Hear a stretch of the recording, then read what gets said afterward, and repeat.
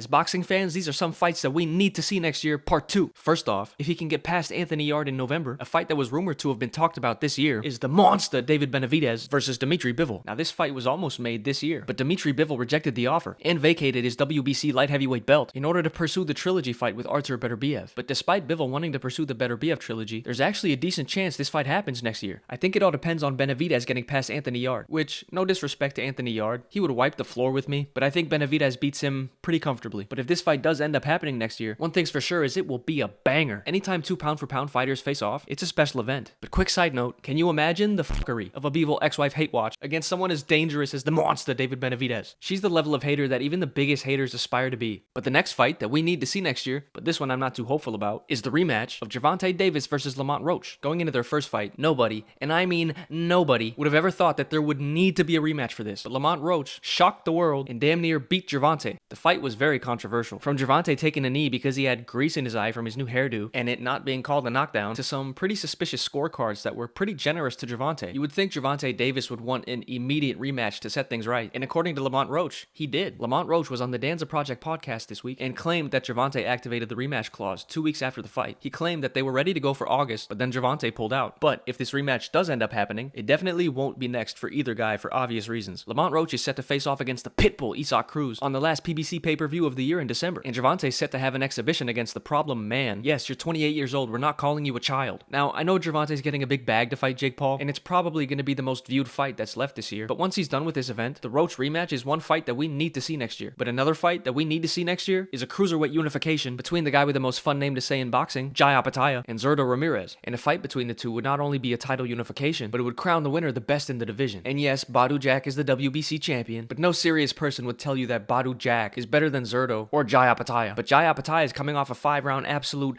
demolition of Claudio Squayo, and Zurdo is coming off a tough decision win over Uniel Dorticos on the undercard of the Problem Man, Jake Paul, versus Julio Cesar Chavez Jr. Jai Opetaia has said that he wants to be undisputed at cruiserweight before his inevitable move up to heavyweight. So a unification fight with Zurdo, where he could possibly unify 3 of the belts, is the most logical fight for him to take at this point if he wants to accomplish that goal. But those are some fights that we need to see next year as boxing fans. Let me know in the comments what fights you guys think need to happen next year.